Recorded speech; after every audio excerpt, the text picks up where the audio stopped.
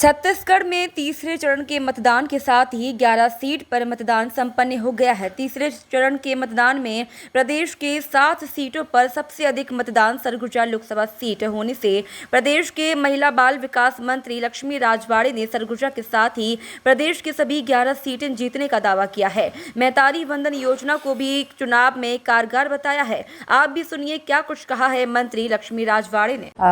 जी, इस बार के लोकसभा के चुनाव में तीसरे चरण का चुनाव कल ही बीता है और सबसे ज़्यादा वोट तीसरे चरण के चुनाव में 7 लोकसभा में चुनाव हुआ तीसरे चरण में और सबसे ज़्यादा वोट अपने सरगुजा लोकसभा में हुआ।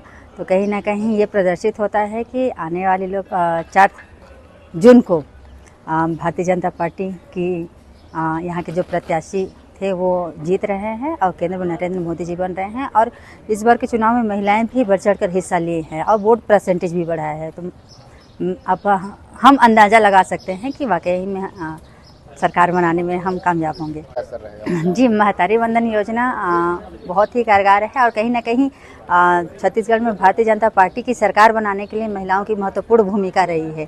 तो हम कह सकते हैं कि जब उनको इस योजना का लाभ मिला है तो महिलाएं भी इसमें महिलाओं की भी अहम भूमिका रही है। देखिए, पिछले लोकसभा की दृष्टि से इस बार की लोकसभा में जो मतदान परसेंटेज जो बढ़ा है तो इससे हम साफ तौर पे कह सकते हैं कि मतदान का परसेंटेज बढ़ना मतलब भारतीय जनता पार्टी को ज़्यादा वोट मिलना। मैं पहले भी कह चुकी कि इशारा वही कर रही है कि हम सरगुजा लोकसभा में कमल का फूल खिला रहे हैं। सरगुजा लोकसभा में ही नहीं, मैं छत्तीसगढ़ की 11 की 11 सीटों में हम कमल खिला रहे हैं और नरेंद्र मोदी जी का हाथ मजबूत करने में योगदान दे रहे हैं।